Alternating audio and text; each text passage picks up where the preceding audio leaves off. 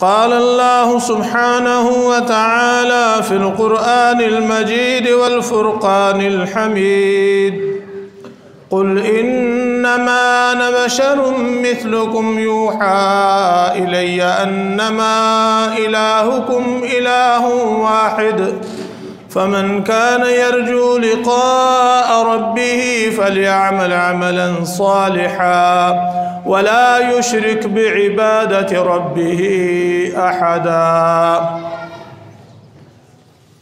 سورۃ الکہف کی اس آخری آیت کے حوالے سے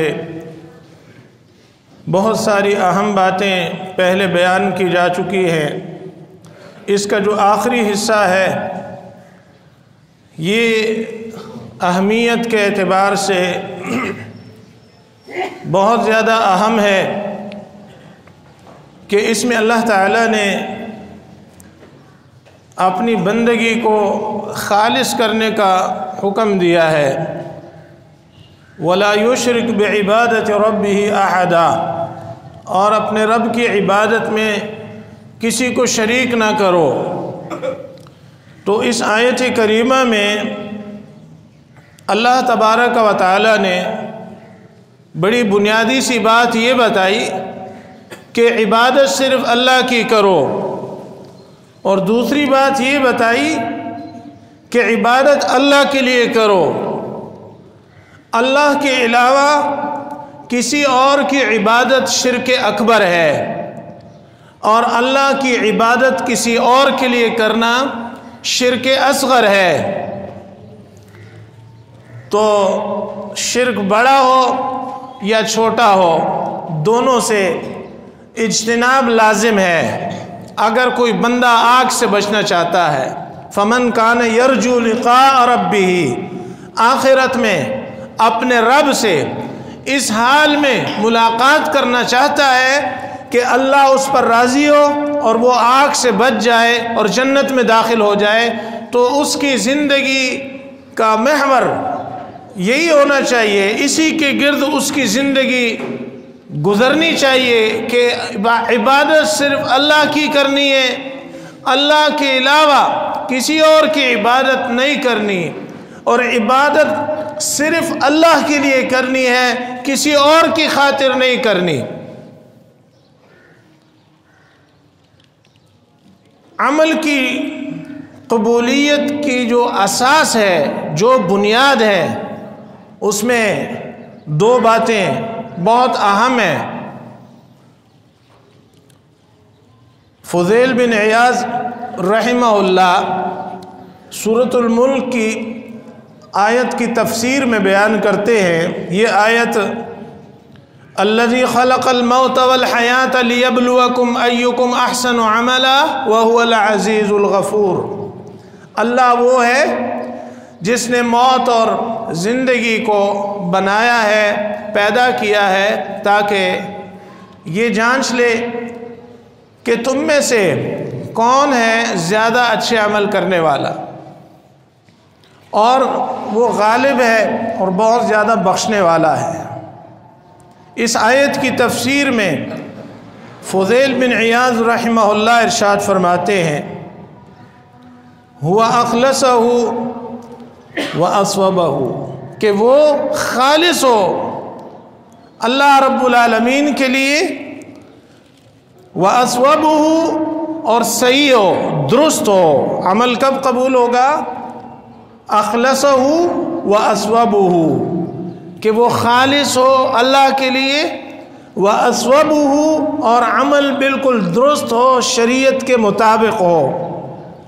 یہ ایک علمی بات ہے، اور اتنی زیادہ ضروری ہے کہ ہر مسلمان، اس کے پاس علم کم ہے یا زیادہ، اس بات کا اس کو علم ہونا چاہیے کہ عمل ہمارا کب قبول ہوگا؟ جب وہ خالص اللہ کے لیے ہو اور صحیح ہو۔ تو لوگوں نے کہا، یا ابا علی، اے ابو علی، ما اخلصہ و اصوبہ، خالص کیسے ہوگا اور درست کیسے ہوگا؟ اس کی آپ ذرا وضاحت فرمائیں۔ فقال، تو فرمایا इन्नल अमल इज़ा काना खालिसन वलम यकुन सवाबन लम युक़बल, कि बंदे का अमल जब खालिस होता है लेकिन दुरुस्त नहीं होता तो वो कबूल नहीं किया जाता। दो बातें हैं, अमल सही नहीं है, नीयत सही है, तो इस सही नीयत का कोई फ़ायदा नहीं है,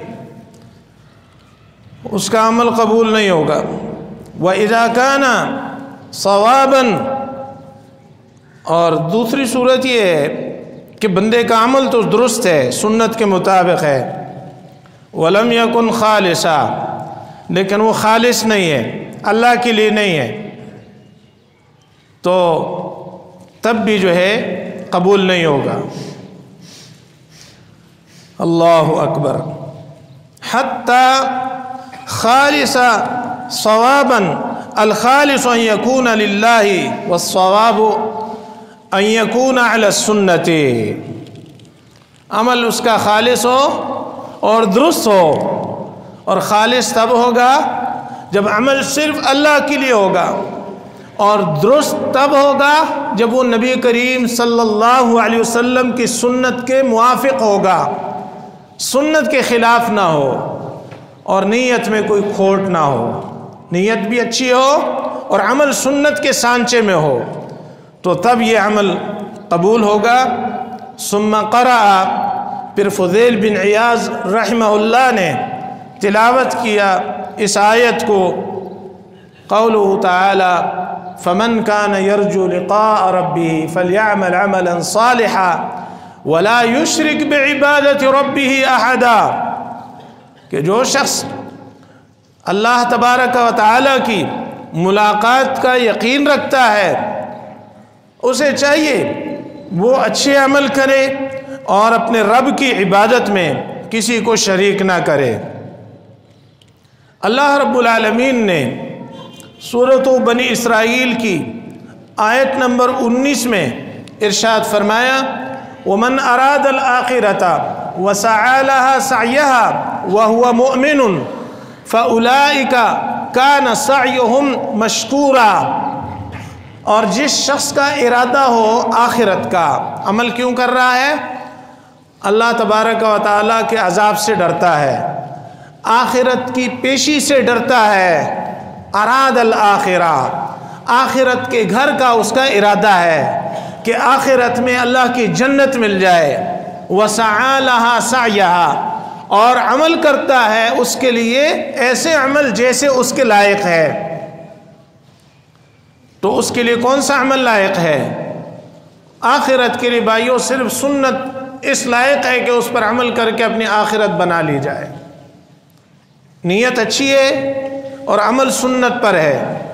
वह हुआ मुअमिन, और तीसरी जो सबसे अहम तरीन शर्त है वो हो मोमिन, अल्लाह की तौहीद में शिरक करने वाला ना हो, बुतों के आगे झुकने वाला ना हो, कब्रों पर जो है झुकने वाला ना हो, मज़ारात का तवाफ़ करने वाला ना हो, मोमिन हो, अल्लाह के अलावा किसी और को पुकारने वाला ना हो, मोमिन हो, अल्लाह तबारक व तआला की जो सिफ़ात हैं वो मखलूक में बांटने वाला ना हो, वह हुआ मोमिन, वो मोमिन हो, मुशरिक ना हो, उसके अक़ीदे में शिरक ना हो। फ़उलाइका कान सअयुहुम मशकूरा, तो यही लोग हैं जिनकी कोशिश जो है मशकूर है, यानी मकबूल है। अल्लाह ताला ऐसे लोगों के अमल कबूल करता है। जब बंदे अमल करते और उनकी नीयत दुरुस्त ना हो, तो सही मुस्लिम में यह हदीस कुदसी है, हदीस नंबर 2985, अन अबी हुरैरत रज़ियल्लाहु अन्हु क़ाल क़ाल रसूलुल्लाह सल्लल्लाहु अलैहि वसल्लम, सैयदना अबू हुरैरा रज़ियल्लाहु ताला अन्हु से यह हदीस मरवी है, बयान करते हैं कि रसूलुल्लाह सल्लल्लाहु अलैहि वसल्लम ने फरमाया, क़ाल अल्लाहु तबारक व तआला, अल्लाह तबारक व तआला फरमाता है, अना अग़ना शुरकाए अन शिर्क मन अमिल अमलन अशरक फ़ीहि मअय गैरी तरक्तुहु व शिरकुहु, मैं تمام شریکوں سے بڑھ کر شرک سے بے نیاز ہوں، اور جس بندے نے کوئی عمل کیا اور اس عمل میں میرے ساتھ کسی کو شریک کیا تو میں اسے اور اس کے شرک کو چھوڑ دیتا ہوں۔ بندہ جب قیامت کے دن اللہ کے سامنے پیش ہوگا تو اس نے دنیا میں جو عبادات کی تھیں اور جو نیک اعمال کیے تھے، اللہ تبارک و تعالیٰ ان نیک اعمال پر اور ان عبادات کو اس کو کسی قسم کا جو ہے ثواب نہیں دے گا، بلکہ انہی کے سپرد کر دے گا جن کے لیے اس نے کیا ہے کہ تم جس کے لیے جھکتے تھے، جس کو دکھاتے تھے، جو تم ریا کرتے تھے، جو تمہارے دل میں ریاکاری کا جذبہ تھا، جن کو دکھاتے تھے ان سے جا کے بدلہ لے لو، اور یقیناً وہ بدلہ دینے والے نہیں ہیں۔ تو ریاکاری یہ ایک بہت بڑا مرض ہے، اپنی نیت پر پہرا بٹھانا چاہیے۔ امام بخاری رحمۃ اللہ علیہ کی مایہ ناز کتاب صحیح بخاری، اللہ تبارک و تعالیٰ نے اس کتاب کو شرف قبولیت عطا فرمائی، اور ایسا شرف قبولیت عطا فرمایا کہ قرآن مجید کے بعد اگر کسی کتاب کا نام آتا ہے اس روئے زمین پر تو اس کا نام صحیح بخاری ہے۔ یہ صحیح بخاری کو یہ عزت کیوں ملی؟ اس لیے کہ اس میں امام بخاری رحمۃ اللہ علیہ نے رسول اکرم صلی اللہ علیہ وسلم کی فرامین کو جمع کیا ہے جو صحیح ترین ہے۔ اس کی سب سے پہلی حدیث امام صاحب نے جو بیان کی، اس کے راوی جناب عمر رضی اللہ تعالی عنہ ہیں، کہتے ہیں کہ میں نے رسول اللہ صلی اللہ علیہ وسلم سے سنا، آپ نے ارشاد فرمایا انما الاعمال بالنیات، کہ اعمال کا دار و مدار نیتوں پر ہے، جیسے نیت ہوگی ویسے اس عمل کا بدلہ ہوگا۔ وَإِنَّمَا لِكُلِّ امْرِئٍ مَّا نَوَىٰ، اور بندے کے لیے وہ ہوگا جو اس کی نیت میں ہوگا۔ عمل کو بعد میں دیکھا جائے گا، اس کی نیت کو پرکھا جائے گا کہ عمل کرنے میں اس کی نیت کیا ہے، کیوں کیا اس نے عمل، یہ اس نے مال خرچ کیا تو کیوں کیا، یہ جان لگا دی تو کس لیے لگائی، یہ ساری زندگی درس و تدریس میں گزارنے والے نے یہ جو اتنی محنت کری یہ کس کے لیے کی، مقصد کیا تھا۔ اور فرمایا فمن كانت هجرته الى دنيا يصيبها او امرأة ينكحها، جس بندے نے ہجرت کی دنیا کی خاطر یا کسی عورت کی خاطر کہ اس سے نکاح کر لے، فہجرتہ الی ما ہاجر الیہ، تو اس کی ہجرت اسی کے لیے کاؤنٹ ہوگی کہ یہ دنیا کے لیے ہے۔ اس ہجرت میں اللہ کی رضا مقصود نہیں ہے، دنیا اور عورت کا حصول پیش نظر ہے۔ حدیث میں آتا ہے ایک آدمی تھا، اس نے ہجرت کی، ام قیس نامی ایک عورت کو کہا کہ میں تم سے شادی کرنا چاہتا ہوں۔ اس عورت نے شرط لگا دی ہجرت کر لو میں تم سے نکاح کر لوں گی۔ اس نے ہجرت کر لی، وہ لوگوں میں مشہور ہو گیا مہاجر ام قیس، کہ یہ بندہ جو ہے ہجرت کر کے آیا، یہ وہ مہاجر ہے جس نے ام قیس کے لیے ہجرت کی ہے۔ فمن كانت هجرته الى الله ورسوله فهجرته الى الله ورسوله، اور جس نے اللہ کی خاطر ہجرت کی اور رسول اللہ صلی اللہ علیہ وسلم کی طرف ہجرت کی تو اس کی ہجرت اللہ کے لیے خالص ہے اور رسول اللہ صلی اللہ علیہ وسلم کی طرف ہے۔ نیت بہت اہم چیز ہے۔ رسول اکرم صلی اللہ علیہ وسلم نے فرمایا مجھے تم میں سب سے زیادہ ڈر اس بات کا لگتا ہے کہ تم میں شرک اصغر آ جائے، شرک اصغر پر مجھے زیادہ ڈر لگتا ہے کہ تمہارے اندر یہ شرک آ جائے۔ تو صحابہ کرام نے پوچھا کہ شرک اصغر کیا ہے؟ شرک اصغر کا معنی ہے چھوٹا شرک، سب سے چھوٹا شرک۔ شرک اصغر اور اکبر کا فرق سمجھ لو۔ شرک اکبر کا ارتکاب بندے کو دار اسلام سے باہر دھکیل دیتا ہے، اور شرک اصغر بندے کو کافر نہیں بناتا، لیکن وہ بہت بڑا مجرم بن جاتا ہے اور اس کو سزا دی جائے گی بہت بڑی۔ اللہ اکبر۔ کہ جی شرک اصغر کیا ہے؟ آپ نے فرمایا ریاکاری کرنا، دکھاوا کرنا، اعمال میں عمل کر رہے ہیں، نمازیں پڑھ رہے ہیں اور دین کے کاموں میں لگے ہوئے ہیں، لیکن دل میں اخلاص نہیں ہے، اخلاص نہیں ہے۔ اور یہ بھی یاد رکھنا، یہ جو مسئلہ ہے ہم نے اپنا اخلاص ان احادیث میں تولنا ہے، پڑوسی کا اخلاص نہیں تولنا۔ نہیں آئی سمجھ؟ ہمارے یہاں مسئلہ یہ ہے کہ ہم دوسرے کو کہتے ہیں یہ ریاکار آدمی، بھائی تجھے کس نے کہا کہ ریاکار ہے؟ کیونکہ نیت یہ ایک ایسا راز ہے جس کا پتہ کس کو ہے؟ صرف رب العالمین کو ہے۔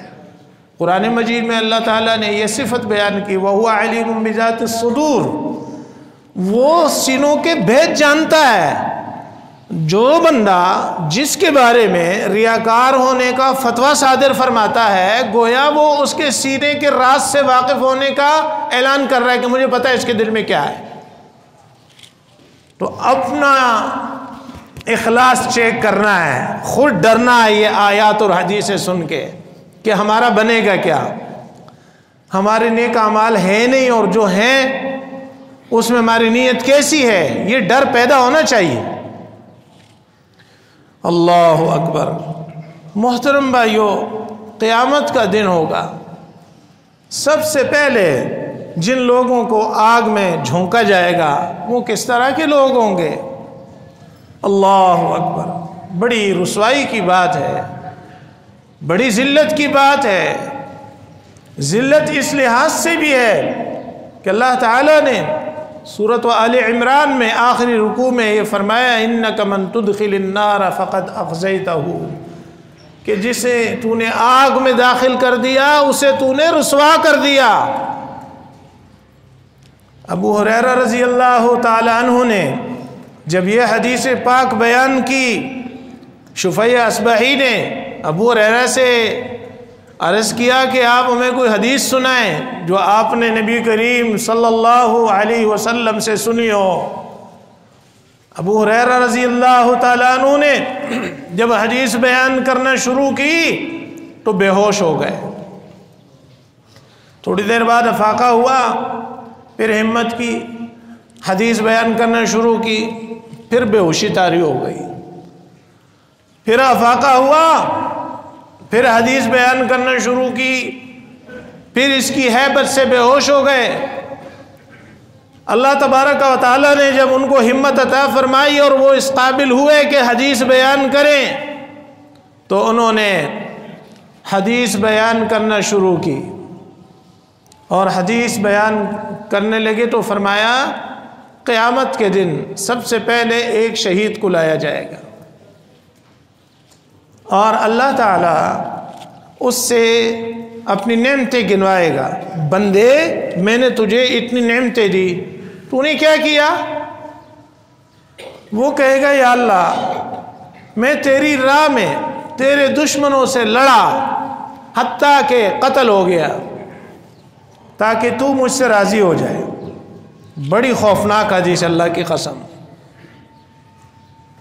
اللہ راضی ہونے پر آئے نا تو ایک مغنیہ عورت جس کا پیشہ ہے گانے گانا اور لوگوں کا دل لبانا اور دن رات گناہ سمیٹنا، ایسی گناہگار عورت، ایسی سیاکار عورت، ایسی خطاکار عورت، وہ ایک پیاسے کتے کو پانی پلا دے تو اللہ تعالیٰ اس کے سیاکاریوں کو نیکیوں میں بدل لے اور اسے جنت میں بھیج دے۔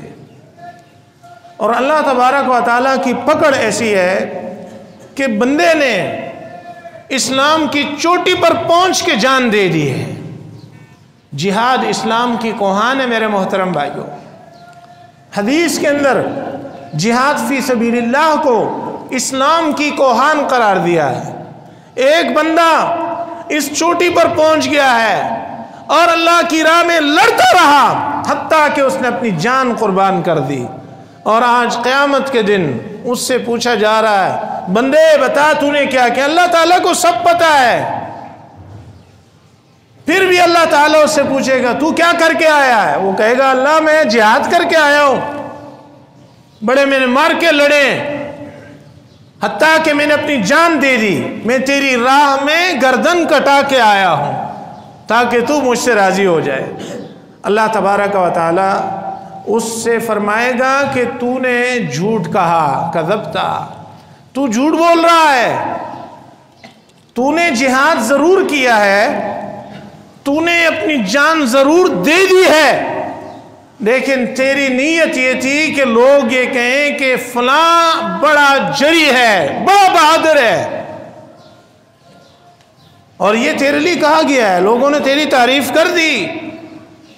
अल्लाह अकबर। फरिश्तों का अल्लाह तबारक व तआला हुक्म देगा कि इसको घसीट कर जहन्नम में फेंक दो। अल्लाह अल्लाह है, इतना बड़ा अमल इंसान को नहीं बचा रहा सिर्फ नीयत की खराबी की वजह से। तो जिहाद गो के बहुत बड़ा अमल है, लेकिन नीयत भी कम नहीं है। फर्क समझो, नीयत अच्छी नहीं थी, लोगों से शोहरत का तालिब था। आपसे पूछा गया एक आदमी हमीयत के लड़ता है, दिखावे के लिए लड़ता है, गनीमत के लिए लड़ता है, आपने फरमाया मन क़ातल लितकून कलिमतुल्लाहि अल-उलिया फहुव फी सबीलिल्लाह, जो इसलिए लड़ता है कि अल्लाह तबारक व तआला का कलिमा बुलंद हो जाए, फहुव फी सबीलिल्लाह, वो है अल्लाह के रास्ते में लड़ने वाला। अल्लाहु अकबर। यही वजह है जो बच्चे अल्लाह की राह में निकलते हैं उनको एक लंबा अरसा ये तरबियत देते हैं, कुरान सुनाते हैं, हदीसें सुनाते हैं, ताकि ये बच्चे जब अल्लाह की राह में पेश हों तो उनकी नीयत इतनी खालिस हो कि इनका ये अमल ज़ाया ना हो जाए।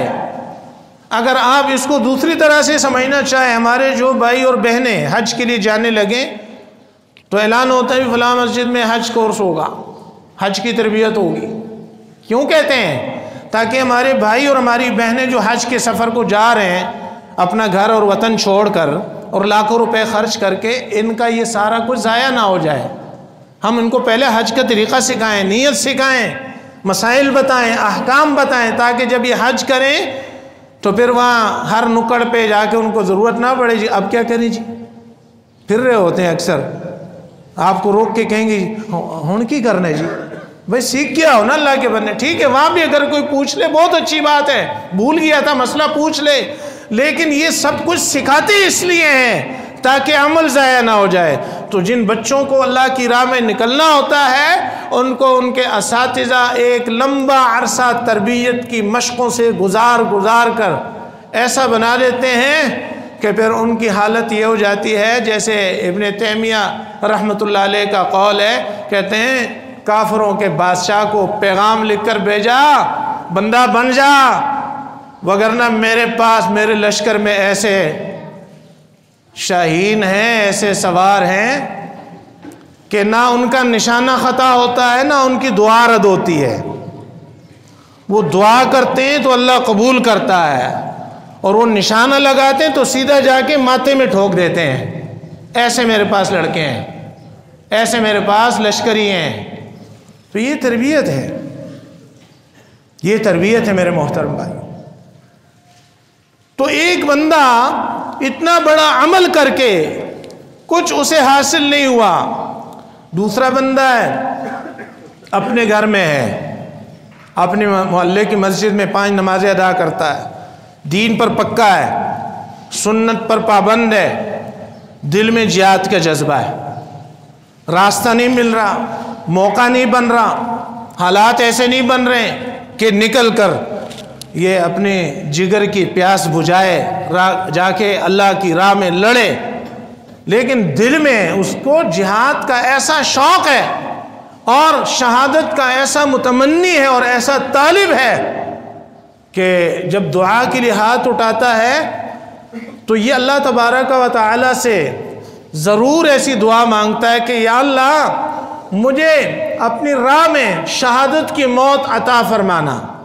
صحیح مسلم میں حدیث ہے، رسول اکرم صلی اللہ علیہ وسلم نے فرمایا کہ ایک بندہ سچے دل سے صحیح نیت کے ساتھ اللہ سے شہادت کی دعائیں مانگتا ہے، بلغہ اللہ منازل الشہداء ولو مات علی فراشہ، اللہ اس کو شہیدوں کے مرتبے پر پہنچا دیتا ہے اگرچہ اس کی روح اس کے بستر پر نکلے۔ تو ایک بندہ چوٹی پر جا کر شہید ہو کر نیت کی خرابی کی وجہ سے اجر سے محروم ہو گیا، اور دوسرا بندہ گھر میں بیٹھ کر شہادت کا مقام پا رہے۔ فرق کیا ہے؟ نیت کا۔ اس کی نیت میں کھوٹ آ گیا تھا اور اس کی نیت بڑی اچھی ہے۔ صحابہ کرام نے لمبا سفر کیا، تبوک کا 600-700 کلومیٹر ایک سائڈ کے تقریباً سفر بنتا ہے۔ شدید گرمی میں، وسائل کی قلت، بیسر و سامانی کے عالم میں امام الانبیاء محمد الرسول اللہ صلی اللہ علیہ وسلم کی قیادت میں سفر کیا جہاد کا، رومیوں کے خلاف تبوک کے مقام پر محمد عربی علیہ السلام مقابلے کے لیے پہنچے۔ وجہ یہ تھی کہ رومیوں نے مدینے پر حملے کا پروگرام بنایا، امام الانبیاء علیہ السلام نے مدینے کا دفاع کرنے کے لیے، اسلام کے اس مرکز کا دفاع کرنے کے لیے، دشمن کو دفع کرنے کے لیے اتنا لمبا سفر کر کے وہاں جا کے آگے جا کے کھڑے ہو گئے کہ اگر تمہارے اندر ہمت ہے۔ وہاں پہنچ کے آپ نے بہت ساری احادیث ارشاد فرمائی، صحابہ کرام کو واعظ کیے، نصیحتیں کی۔ فرمایا کچھ تمہارے بھائی ہیں جو پیچھے مدینے میں رہ گئے، تمہارے کچھ بھائی ہیں جو پیچھے مدینے میں رہ گئے، وہ یہاں ہمارے ساتھ نہیں آئے لیکن وہ تمہارے ساتھ اجر میں برابر کے حصے دار ہیں۔ وہ گھر بیٹھ کے یہاں پہنچنے کا اجر کما گئے۔ حبسہم العذر، وہ معذور تھے، کوئی پاؤں سے معذور ہے، کوئی ہاتھ سے معذور ہے، کوئی آنکھوں سے معذور ہے، اور کوئی جسمانی طور پر تو صحیح ہے لیکن نبی علیہ السلام نے پیچھے مدینے کے انتظام اور انصرام کے لیے، عورتوں اور بچوں کی حفاظت کے لیے کچھ لوگوں کو پیچھے روک لیا تھا۔ جن کو روک لیا وہ اپنی نیت کی وجہ سے ثواب جہاد میں شامل ہو گئے، نیت نے ان کو اتنا بڑا اجر عطا فرمایا۔ اللہ اکبر۔ تو ایک آدمی